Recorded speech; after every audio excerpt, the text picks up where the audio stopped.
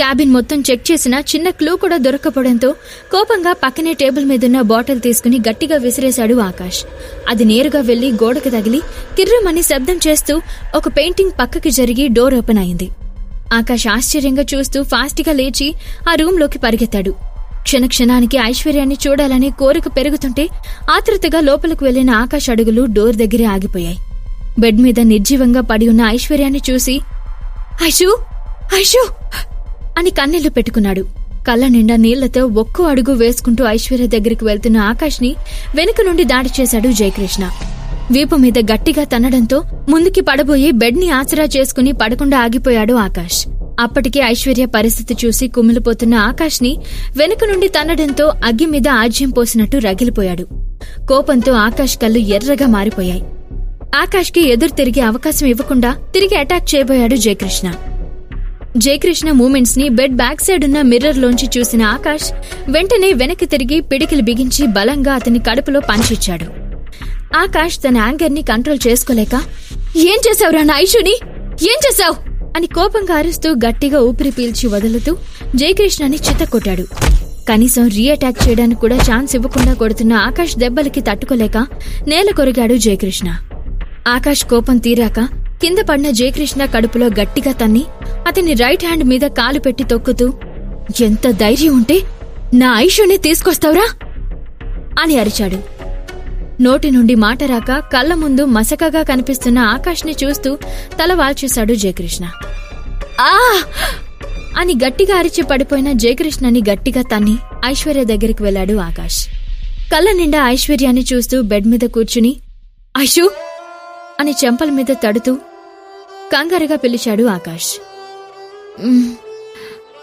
అని మత్తుగా మూలిగి కొంచెం కదిలి ఆకాశంలో పడుకుని వెంటనే గాఢ నిద్రలోకి జారుకుంది ఐశ్వర్య. చిన్నగా నవ్వుకుని ప్రేమగా ఐశ్వర్య ఫోర్ హెడ్ మీద కిస్ చేశాడు ఆకాష్. అంతసేపు ఆమె కోసం ఆవేదన చెందిన మనసుకి ఐశ్వర్య ప్రెజెన్స్ లో స్వాంతన చేకూరుస్తున్నాడు ఆకాష్. నిద్రలోనే అతని స్పర్శను గుర్తించిన ఐశ్వర్య గాఢంగా అతని గుండెల్లో ఒదిగిపోయింది. మెల్లగా ఐశ్వర్యాన్ని చేతిలోకి తీసుకుని బయటకొచ్చాడు ఆకాష్. పబ్ నుండి బయటకొచ్చిన ఆకాష్ ఐశ్వర్యాన్ని డైరెక్ట్ గా హాస్పిటల్ కి తీసుకెళ్లాడు. ఐశ్వర్యకి ట్రీట్మెంట్ చేసిన డాక్టర్ ఆకాష్ దగ్గరకొచ్చి నథింగ్ టు వరీ, లో అమౌంట్ ఆఫ్ డ్రగ్ ఇంజెక్ట్ అవడం వల్ల అన్కాన్షియస్ అయింది, 1 డేలో నార్మల్ అయిపోతుంది అని చెప్పాడు.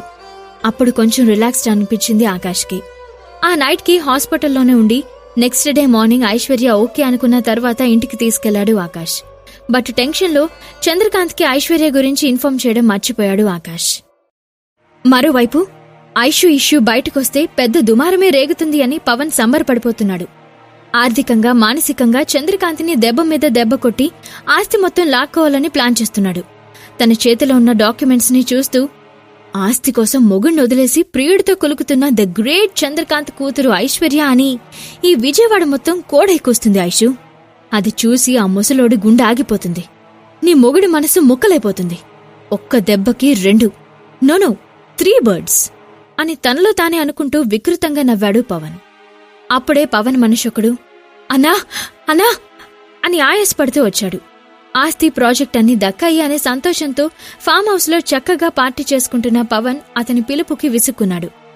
ఏంట్రా అని కోపంగా గ్లాస్ పక్కన పెట్టేసి చిరాకుతో గట్టిగా అరిచాడు పవన్. అన్నా, ఆ జయకృష్ణని ఎవడో చావు బాది చెల్లమని తీసుకుపోయాడంటన్నా, ఇప్పుడే మనోళ్ళు ఆడిని హాస్పిటల్లో జాయిన్ చేశారంట అని కొంచెం భయంగా చెప్పాడు పవన్ మనిషి. అతను చెప్పిన మాటకి తాగిందంతా దిగిపోయి దిగ్గున లేచి నిల్చున్నాడు పవన్. గ్లాస్ ని విసిరికొట్టి పైకి లేచాడు. రేయ్, మనోళ్ళేం పీకుతున్నారక్కడ? నువ్వేం చేస్తున్నావురా వెదవా? అక్కడంతా జరుగుతుంటే ఏం పీకుతున్నారు అని గట్టిగా అరిచి చెప్పిన వాణ్ణి 4 తన్ని బయటకు వచ్చాడు పవన్. పవన్ బయటకు వచ్చేటప్పటికే రెడీగా ఉన్న కార్లో హాస్పిటల్కి వెళ్లాడు. ఐసీయూలో ఒంటి నిండా కట్లతో బెడ్ మీద స్పృహ లేకుండా పడి ఉన్న జయకృష్ణని చూసి ఆకాష్ గాడేనా అని అడిగాడు పక్కనున్న మరో రౌడీని. అవునన్నా, అంతేకాదన్నా, మన సాంబా కూడా అని నసుగుతూ చెప్పాడు ఆ వీధి రౌడీ. పవన్ కోపంతో పిడికిలు బిగించి, రే ఆకాష్, తప్పు చేశాను. నిన్ను తక్కువ అంచనా వేసి పెద్ద తప్పు చేశాను. అయినా ప్రాజెక్ట్ నా చేతిలో ఉంది. రేపటినుంచి చూపిస్తాను ఒక్కొక్కడికి నేనంటిగేంటో అని లోపలే అనుకున్నాడు. ఇంతలో డాక్టర్ వచ్చి, ఎవరో కానీ చాలా కసిగా కొట్టారండి. Multiple fractures. అట్లీస్ట్ 3 months అయినా పడుతుంది టోటల్ గా క్యూర్ అవడానికి. కొట్టిందెవరో కాని ఇంకోసారి అతని దరిదాపుల్లోకి వెళ్లకుండా చూసుకోండి అని ఉచితంగా ఓ సలహా పారేసి మరీ వెళ్ళిపోయాడు. మా అన్న అసలే కాకా మీద ఉన్నాడంటే ఇంకొంచెం పెట్రోల్ పోసి ఆ మంటను చల్లారకుండా చేసిపోయాడు ఈ డాక్టర్. ఇప్పుడు ఈయనేం చేసి తగలడతాడో ఏమో అని గొనుక్కున్నాడు ఓ రౌడీ. పవన్ కి మాత్రం కోపం పెరిగి పళ్ళు పటపటా కొరికాడు. ఐశ్వర్యకి కుదుట పడ్డంతో కార్లో ఐశ్వర్యాన్ని తీసుకుని హాస్పిటల్ నుండి ఇంటికి బయలుదేరాడు ఆకాష్. దారిలో అంతా ఆకాష్ని చూస్తూనే ఉండిపోయింది ఐశ్వర్య. ఆకాష్ పడి ఆరాటం, తన కోసం తీసుకుంటున్న కేరింగ్ అన్నీ నచ్చుతున్న ఐశ్వర్యకి. కార్ ఆగడంతో వెంటనే తన చూపుని మరల్చి కార్ దిగింది ఐశ్వర్య. పూర్తిగా డ్రగ్ ఎఫెక్ట్ వదలకపోవడంతో తడబడుతూ ముందుకు తూలి పడబోయిన ఐశ్వర్యాన్ని ఒడిసి పట్టుకుని కేర్ఫుల్ ఐషు అని చొరవగా అన్నాడు ఆకాష్. అతని చెయ్యి తన నడుముని చుట్టుకోవడంతో ఒళ్ళు జల్లుమని చప్పున అతన్నుంచి విడిపించుకుని పడిపోకుండా ఆకాష్ చేయి పట్టుకుని నిల్చుంది ఐశ్వర్య. ఐశ్వర్యలో మార్పు గమనించని ఆకాష్ నార్మల్గా ఆర్ యు ఓకే అని టెన్షన్ పడుతూ అడిగాడు. హా అని గాబరాగా అటూ ఇటూ తలూపింది ఐశ్వర్య. ఐశ్వర్య భుజం చుట్టూ చేయేసి ఓకే పద అంటూ జాగ్రత్తగా ఇంట్లోకి తీసుకెళ్లాడు ఆకాష్. ఇంట్లోకి వెళ్తూనే సోఫాలో కూర్చున్న శేషగిరి నాయుడుని చూసి తాతయ్యా అని అరుస్తూ సంతోషంగా ఆకాష్ని వదిలి ముందుకు వెళ్ళింది ఐశ్వర్య. ఆకాష్ మాత్రం గంభీరంగా ఉన్న శేషగిరి నాయుడు ఫేస్ చూసి ఏదో జరిగిందని అర్థం చేసుకుని తాతగారు ఇంత సడన్ గా ఎందుకొచ్చారు అనుకుంటూనే ఐషు చేయి పట్టుకుని ఆపే ప్రయత్నం చేశాడు.